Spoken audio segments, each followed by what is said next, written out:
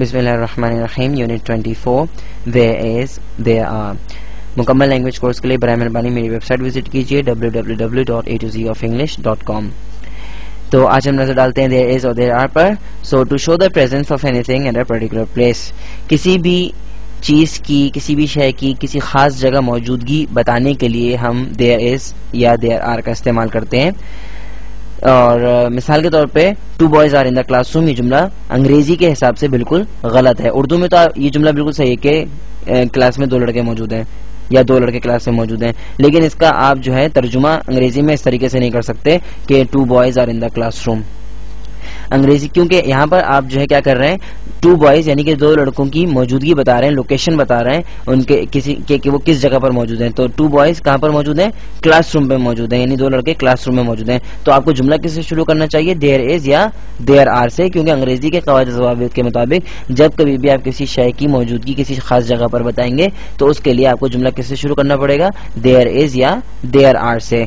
सो जुमला किस तरीके से होना चाहिए, ये There are 2 boys in the classroom। यहाँ पे देखें कि हम वही जो है 2 बॉयज यानी कि 2 लड़कों की मौजूदगी बता रहे हैं, कहाँ पर, किस लोकेशन पर, क्लासरूम में। लेकिन हमने जुमला किससे शुरू किया है, there are से। There are 2 boys in the classroom. जहन में रखें कि उर्दू के अंदर देयर इज और देयर आर का कोई तर्जुमा नहीं है, क्योंकि ये चीज जो है वो अंग्रेजी जबान के अंदर है, उर्दू के अंदर ऐसा नहीं है। उर्दू में तो हम सिर्फ इस तरह कहते हैं कि भाई क्लास में 2 लड़के मौजूद हैं, या क्लास में जो है वो 2 पंखे हैं, या क्लास में जो है वो 15 कुर्सियां हैं। तो इसके अंदर यानी कि उर्दू के अंदर देयर इज और देयर आर का कोई कॉन्सेप्ट नहीं है। तो बराए मेहरबानी जो है वो लफ्ज ब लफ्ज तर्जुमा करने की कोशिश ना कीजिएगा। अच्छा जी, तो देयर इज जो है वो सिंगुलर नाउन के साथ यानी कि वाहिद के साथ इस्तेमाल होता है, और देयर आर जो है वो प्लूरल नाउन यानी कि जमा के साथ इस्तेमाल होता है। जब कभी भी आप किसी एक चीज की लोकेशन बता रहे हैं तो उसके लिए आप देयर इज का इस्तेमाल करेंगे, यानी कि आप जुमले को देयर इज से शुरू करेंगे। और जब कभी भी आप किसी एक से ज्यादा चीजों की लोकेशन बताएंगे तो उसके लिए आप देयर आर का इस्तेमाल करेंगे। तो अब हम कुछ नजर डालते हैं कुछ मिसालों पर।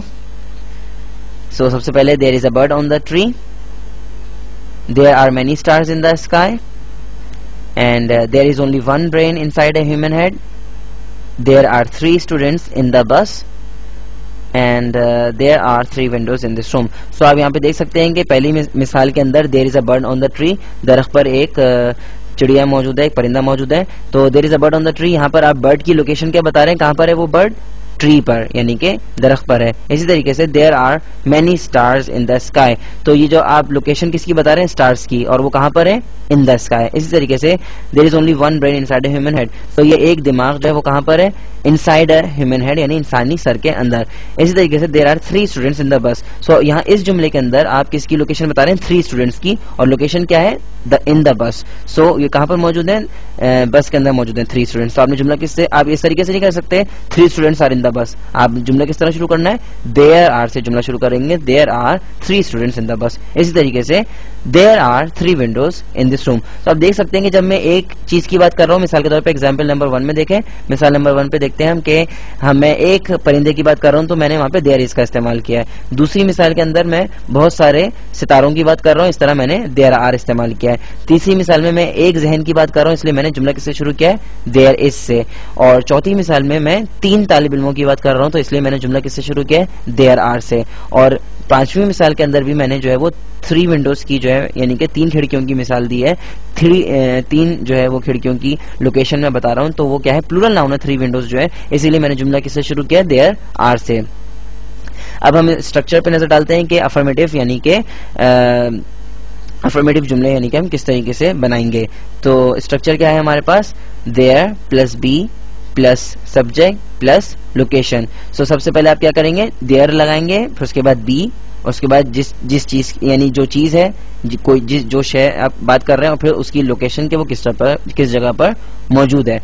सो there is a cat on the tree, so there is a cat जो आपका सब्जेक्ट हो गया, और लोकेशन क्या है, ऑन द ट्री। इसी तरीके से there are 4 cows in the farm, so 4 cows कहां पर है, 4 गायें कहां पर है, इन द फार्म, फार्म के अंदर।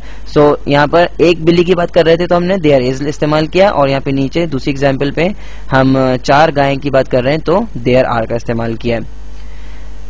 नेगेटिव स्ट्रक्चर पर नजर डालते हैं, तो there plus be plus not plus any plus subject plus location.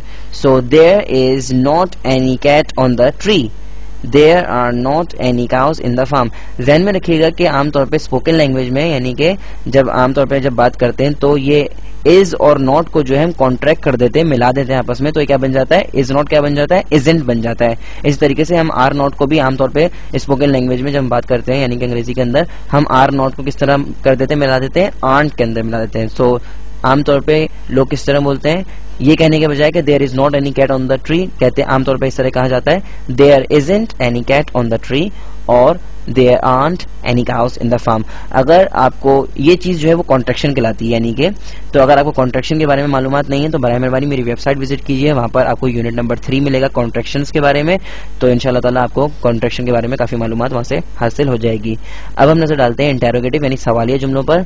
So interrogative का स्ट्रक्चर क्या है, be plus there plus any plus subject plus location.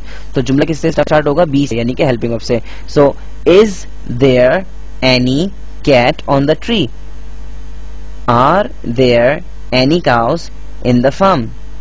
सो ध्यान में रखेंगे जब एक चीज की बात कर रहे हैं तो इज देयर से जुमला शुरू करेंगे, और अगर इससे ज्यादा चीजों की बात कर रहे हैं तो आर देयर से जुमला शुरू करेंगे। शॉर्ट रिप्लाईज यानी मुख्तसर जवाब किस तरीके से दिया जाता है, is there any milk in the refrigerator.